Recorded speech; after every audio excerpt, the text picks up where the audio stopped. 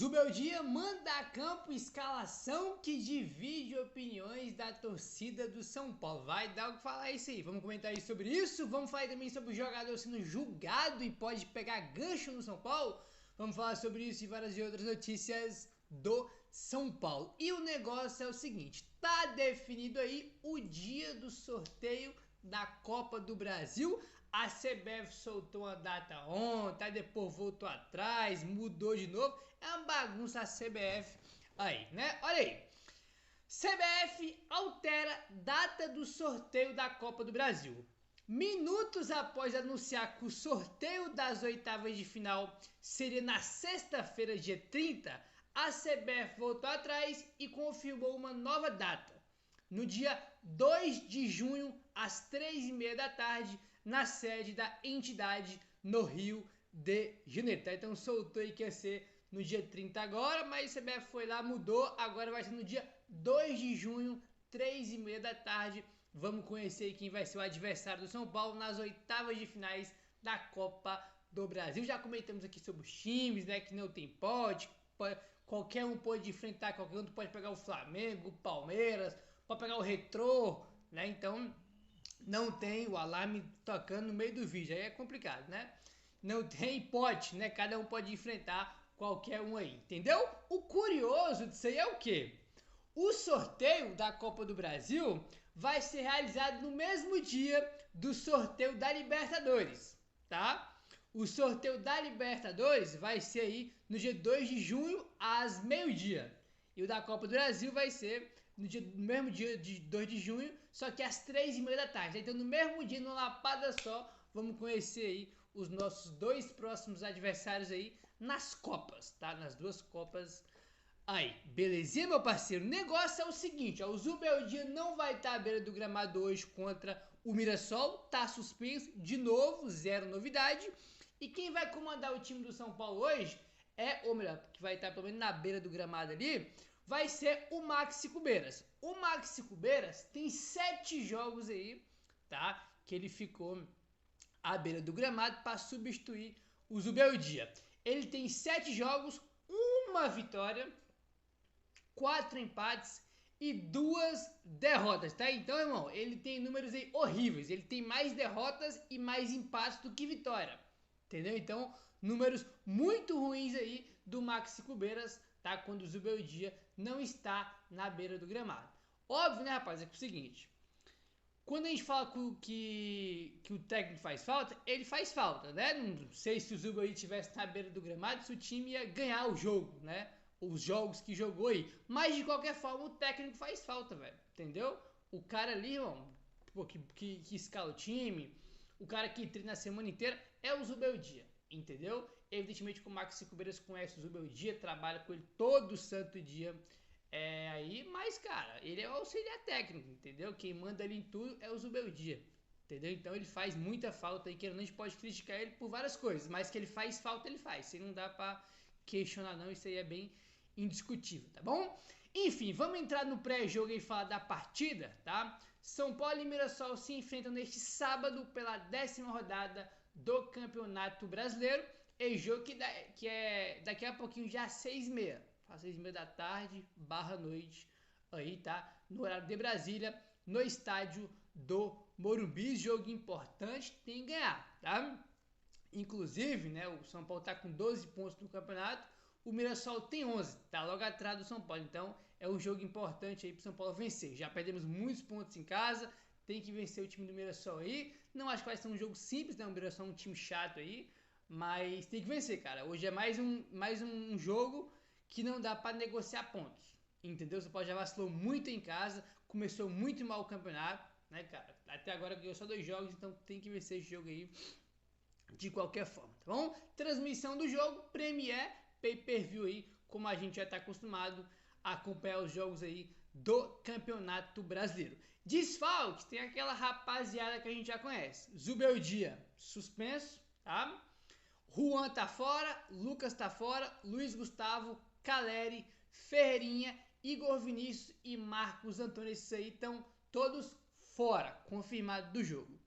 O Luca, tá? Teve aí um entorse no tornozelo direito no jogo contra o Grêmio e ele é dúvida, tá? O GE colocou que ele é dúvida, ele não tá confirmado que vai pro jogo e nem tá confirmado que ele tá fora. Por exemplo, o Marcos Antônio, que se machucou no mesmo jogo que o Luca, né? E o Juan já estão confirmados, nenhum dos dois foi relacionado. O Luca ainda é dúvida, tá? A gente vai saber mesmo ali quando faltar 1 hora para começar o jogo, que é quando vai sair a escalação do São Paulo. Mas tem a possibilidade dele ir pro jogo aí, ou pelo menos ficar no banco de reservas, tá?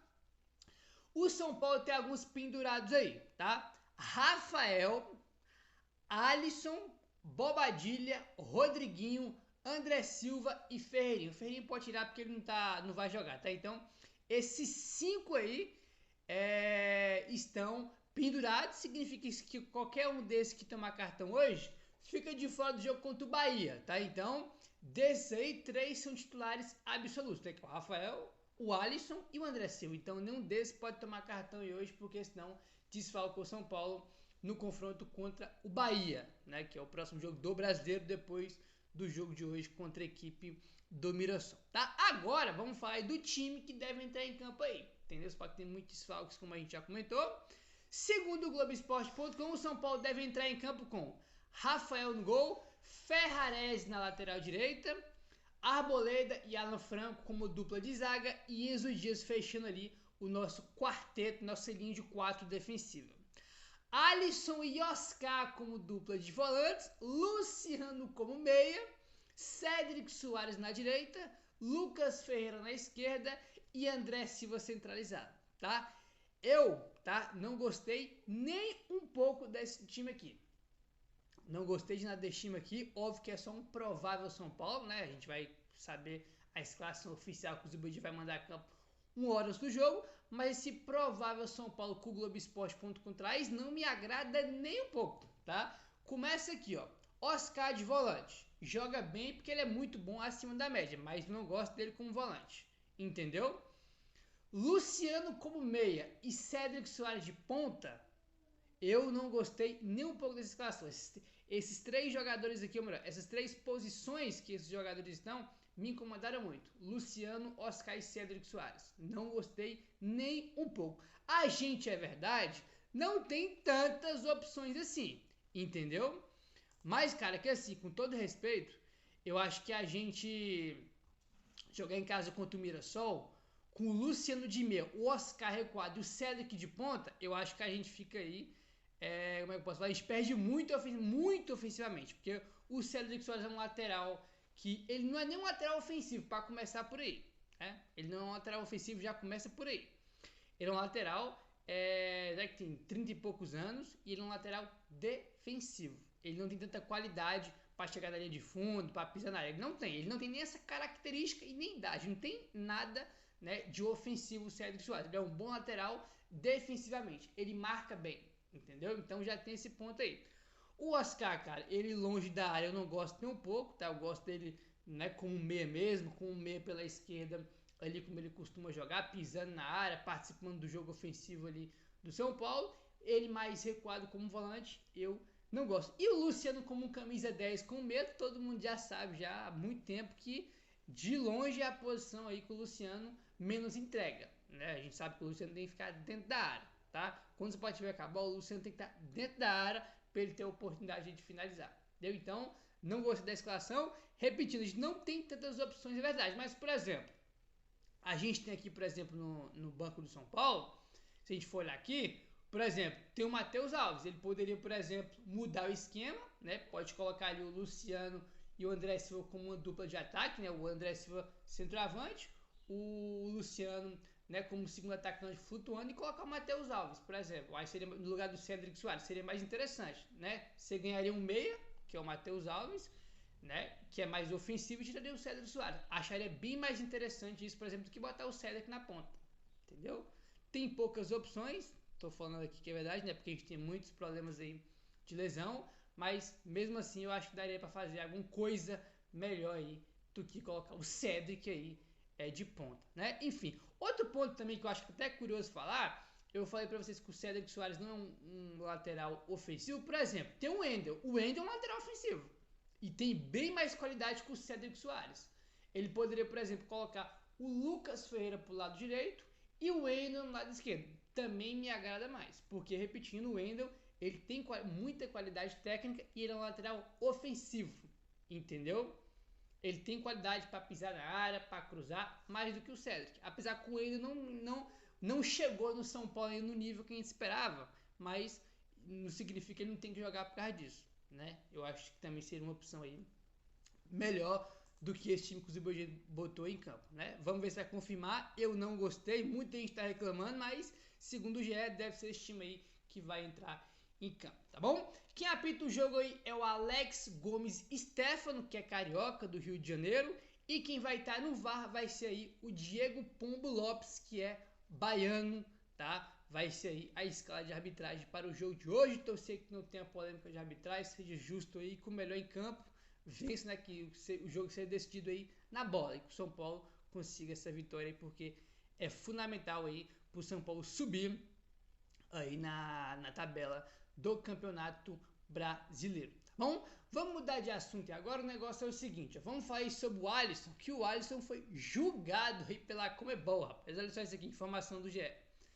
Expulso ainda no primeiro tempo do confronto entre São Paulo e Libertad, na penúltima rodada da fase de grupos da Libertadores, o Alisson foi julgado pelo Tribunal da Conmebol por questões disciplinares. Olha só isso aqui que inacreditável.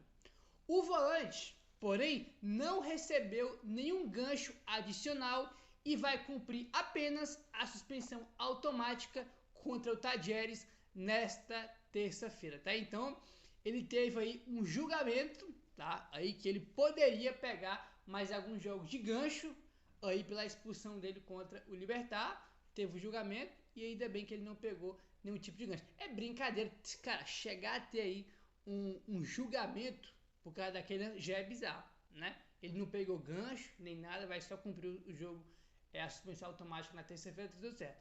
Só que ter o fato de ter um julgamento pelaquela expulsão já é bizarro, né? Só tipo, na possibilidade que ele poderia ficar aí, né, de fora, sei lá, de jogos das oitavas, por exemplo, já é algo bizarro, né? Porque eu até discuti com vocês aí sobre a questão da expulsão, né?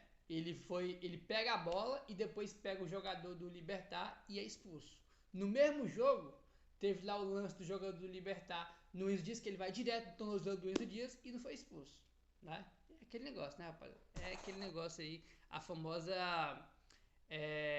não tem critério no futebol, né, cara? Às vezes acontece um lance aqui, né? O árbitro vai lá, expulso. Acontece o mesmo lance, ou pior, depois pro outro time e o árbitro não marca nada, né? Futebol tem muita dessas coisas aí, mas tá aí, o Alisson foi julgado, mas felizmente, né, não foi julgado aí para ter, não foi, na verdade, não pegou gancho aí, né, além do único jogo, tá? Com isso, o Alisson está liberado pela unidade disciplinar da entidade para entrar em campo com a camisa do São Paulo nas oitavas de final. Exatamente. Por exemplo, esse jogo que ele foi expulso foi na quinta rodada contra o Libertad.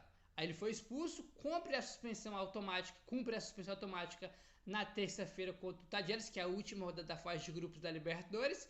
E se ele tivesse pegado o gancho do julgamento, ele ia ficar de fora dele e cumprir esses jogos aí nas oitavas. Então a gente podia, por exemplo, ficar sem o Alisson nas oitavas, que seria 2 jogos ali muito importantes, né? Então é brincadeira aí a Conmebol, né, cara? Tem um julgamento aí pra isso. Vou te contar aí um negócio, tá? Enfim, rapaziada, o negócio é o seguinte: São Paulo vai jogar em casa hoje contra o Mirassol, tá? Acabei de comentar que vocês têm que ganhar o jogo hoje. São Paulo já desperdiçou muito pontos em casa.